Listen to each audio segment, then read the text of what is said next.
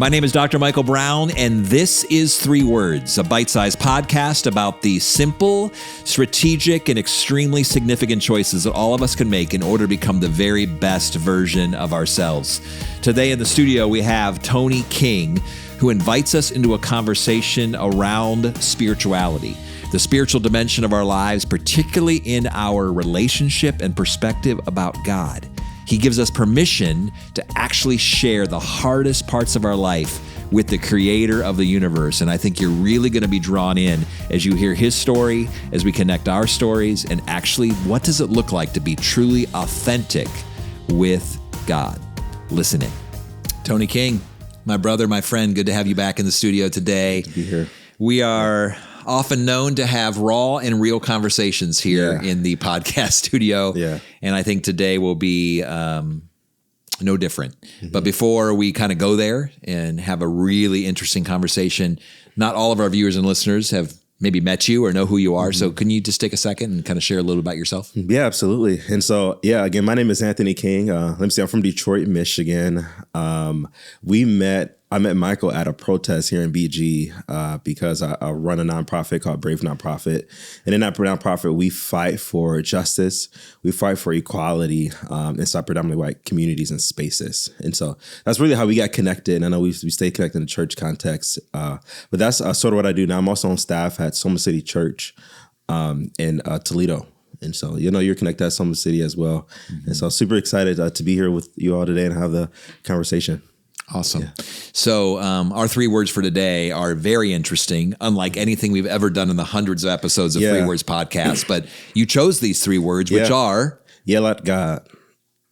Yeah. I'm a little nervous about doing this particular episode because it's like, is lightning going to come down and strike us? Like, so yell at God? Yeah. I mean, that's such an interesting topic. Yeah. I mean, I can imagine doing a podcast episode down the road, pray to God. We did one recently with Coach Tum on trust in God. Yeah.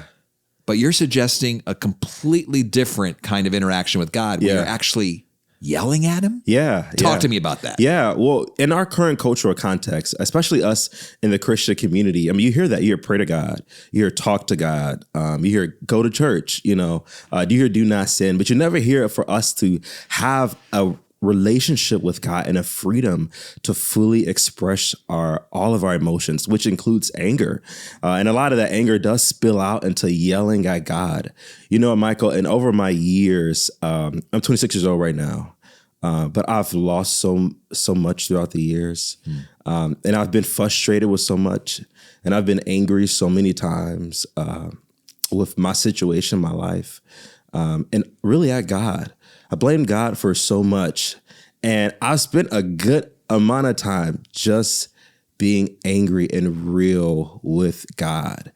And so I never, even sometimes I would go to church and I'll say, I don't know if that really represents my relationship with God that I have. Like, I mean, this sunshine and rainbows. I mean, me coming from me being adopted, I know we could talk a little bit about our stories, but I mean, me being adopted, at 3 days old and being left on a porch, and then being raised by my adopted mother. And I would see my biological mother, and unfortunately, she had got addicted to drugs, when she was younger. And so all of my siblings were taken from us, were put inside of the system. And every time I would see her, I mean, she would just be strung out on drugs. Her mental health would be so bad, you couldn't have a conversation with her, and then she dies, 2019, 2 years into college, before I'm ever able to have a real conversation with her. Yeah. And then 2 years after that, my biological mom, my mother who adopted me, she dies from kidney failure. And so I never was able to really relate, to the guy that just wanted everybody to be happy and everybody to be joyful. Cause I'm like, God, that's just not my life. That's not what I see. Like doesn't represent the things that I'm currently going through right now. And so I've had to do that. I've had to yell at God. Yeah, I've been there. Obviously we've shared our stories about losing our moms at a young age. Obviously I was 14 when my mom died of stage 4 ovarian cancer. She was only 36 years old. And I remember vividly, I lived on Chippendale Street in Massillon, Ohio. And when I got the news of her death, which was very surprising and shocking because my family was kind of keeping it from the kids, how very serious her condition was, within an hour, I was literally out my backyard. And it was a backyard that pushed up against a creek in a big kind of forest area. And I remember just screaming and yelling at God. Why this? Why me? Why now? What next? And just really, really, really, really struggling. And then I came inside and felt a little nervous about the fact that I just had that kind of conversation with God. Like, I'm just curious, when the anger and the frustration and the yelling and the doubts that you've had with God, did you ever feel like, wow, it's a little bit too much? Yeah. Oftentimes, I have times where I'm crying out to God and I'm, just pouring my heart out to God. And I'm telling him, like, God, I'm frustrated with life. Like, this is not good. People talk about good life all the time in Christian circles. I'm like, this can't be the good life, suffering like this, being 26. So I have those moments where, I'm alone and it's the middle of the night, particularly around just me not having any more living parents at 26 years old. I'm like, God, what is going on? Like, what happened? This is not how I imagined, life happening to me. Even, the fact that, my mothers would never have an opportunity to meet my children. My mom couldn't be at my wedding, that made me very upset at God. I'm like, God, why? My mother got sick from kidney failure. And I'm like, why that? I had to see her suffer, for 6 months long and her be strong and try to get through it and fight to try to beat it and then die. And you blamed God during some of that time. Because you said, part of you were saying you were frustrated with life and you're frustrated with the circumstances, but also you were frustrated with God, which presumes, I would imagine, not to put words in your mouth, but that God could have done something about that. Yeah. And he didn't. Yeah. I felt like God watched her suffer. I prayed to God and I prayed for her. And my mom was a Christian. She's a believing woman. And I said, God, why wouldn't you heal her? Why didn't you come through for her in that moment? And so I did blame God. Yeah, it broke my heart to see her go through that. And I'm like, well, God, you're the only person that can fix it, right? Yeah. You're the only one, that can do something in this moment. So I blamed God, And honestly, this is the special part, Michael. It's in those moments where I was honest with God, transparent with God. Like I said, I emoted with God, that I really felt his love deeper than I've ever felt his love. So there was both anger. Yeah. Your anger was met with his affection. Yeah. And his love. And God, he told me one thing and I'm trying not to cry on the podcast. You can cry on the podcast. Yeah. He told me one thing that it just shifted everything. And he said that I am with you and I see you. And I love your mom. That I did not want her to suffer. And that I'm heartbroken that she did go through that. And it reminded me of a story, Michael, in the Bible, when Jesus found out that one of his friends, Lazarus, had died. I was thinking the same story. Yeah. Let's go there. Yeah. One of his friends, Lazarus, had died. And you know the story. Jesus goes and he heals Lazarus, raises him from the dead. But in a moment, he wept that his friend died. Someone that he loved, that he cared about. And it's like, why would God weep if you're just going to raise him from the dead? But it's that God, when he says that he's with us, he has compassion for us because he knows what it's like. I'm going to hit pause right now in my conversation with Tony to invite you to share this particular episode with someone who might be going through a really, really hard time and is having trouble expressing the pain and the grief that they might be going through. And this might be an encouragement to them to be honest with God. Now back to our conversation.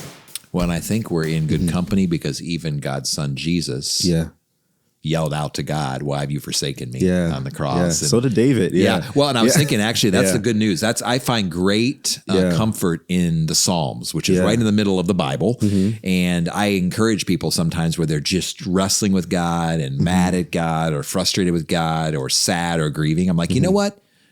Go to the Psalms. Yeah. The 150 Psalms are great avenues of expression to express a variety of different emotions. Many of them joy, but a lot of them anger, frustration, sense of betrayal, loneliness, Why have desperation. You forsaken me? Yeah. So I think in many ways, if a man after God's own heart, like King David, could go after God, and God, here's the thing: don't you agree that God can handle your frustration? Absolutely. And not only that, Michael, that he wants it. You know, he invites it. He invites it. He wants a relationship with us. You know, that's what the divide was all about. Just even in the garden, you know, we had unlimited access to God. We commune with God. Like I said, unlimited access, right? But what sin did is that it separated us from God. But God never wanted that. Like he's always wanted to be reconciled with us. Like even in the Bible, like he uses terms as son, as daughter. You know, even says, I no longer call you slave. I now call you friend. You know, God wants relationship with us. You know, and let's peel back the layer right now. Let's just talk about friend to friend, brother to brother, sister to sister. Yeah. Imagine a relationship with your brother or your sister that you never talked about hard things. That's not a close relationship. It's not a close relationship. Right. Yeah. Exactly. Or even brothers and sisters who haven't yelled at each other. Yeah. Or who haven't been open enough or transparent enough, or trusted each other enough to let each other into their real thoughts and emotions and their feelings. Yeah. If that ever happens, you ever have a relationship like that, you always live on the surface and you never have the blessing of an intimate relationship. But with God, he wants intimacy from us and with us. And so not only does he want us to be happy, he wants us to be joyful and prosperous, but also like he knows that this life is full of grief and regret and hurtful, painful things that we experience as humans in our humanity. But he wants us to bring those things to him, and we can be even in that, and we can be honest in that. But it produces an intimate, close relationship with God and with Jesus that we probably wouldn't have been able to have the opportunity to experience, in life. So have you ever been in a conversation with God where you feel like you crossed the line, where you went too far, where you're like, man, I'm really mad and I kind of regret some of the things I said? Has that ever happened? Yeah, absolutely. Yeah. I mean, I remember in the middle of the night and I told God, I said, man, I'm done. Like, I don't know why I'm serving you, and I'm suffering like this. And after I said it, took me back. I was like, I don't know why I'm suffering. But it reminded me of Jesus on the cross. God, why have you forsaken me? I'm your son. Of David, why have you forsaken me? And I felt that way. Why have you forsaken me? But like I said, Michael, it invited me into an intimacy with God that I don't think I would have ever had the opportunity to experience, And so, yeah. Well, and I know you off camera. And so I was thinking when you chose these three words and then one of the producers sent me, obviously, here's a guess and here's the words. I thought, oh, Anthony Kings wants to do yell at God, which I thought was interesting because I know your friendship with God and that you're in a place right now where you enjoy that friendship with God. So I'm thinking, how are we going to reconcile that in the 3 Words Podcast studio, reconcile the fact that you're in a relationship with God, that you have a friendship with God, and you're yelling at God. Yeah. And I'm thinking, I had no problem with that, but it seems like you've also come through some of that at this point. Or you feel like you can look back on that? And is that a thing of the past? Or are you still living in this space right now where you're still angry, frustrated with different things about God? Yeah, no, I think God has allowed me to be content with my life. and he's allowed me to just build and develop this trust in him. But I'll say this, that trust was afforded to me because I was willing to go through the hard things with him, that I didn't run away from God, but I ran to God. And I think because of that God has gifted me a relationship with him where I do trust him with my life. And that includes the hard moments, and that's the encouragement that I have, for your viewers today, is to not run from God. That one, God is a God who understands. He's a God that has compassion for us. The biblical word for compassion literally means to put on the shoes of another person, to walk in their shoes. God walks in our shoes, and so God can understand, but he wants intimacy and relationship for us, and with us. And so, yeah, Michael, I'm in a place now where I'll say this, I'm completely settled, with the things that just have happened in my life, and I told you this, in Brave, I often fight for injustice, but because of that, I often see injustice a lot. I'm exposed to a lot of injustice, but even in that, God has given me, the Bible says that he will give us a peace that surpasses understanding, so in my life, that's my testimony, is that he has given me that peace, and I just believe that for your viewers, that he wants to offer that very same peace to them, that even though they're understanding in their lives, everything may be hectic and just crashing down around them. People may be dying, or I don't know what it is, but when God, what he offers, the peace that we have comes from the inside, that, yeah, we may walk through valleys of shadows of death, but God says that we don't have to fear evil, because he'll be with us, that his rod and his staff, that those two things, his presence will comfort us.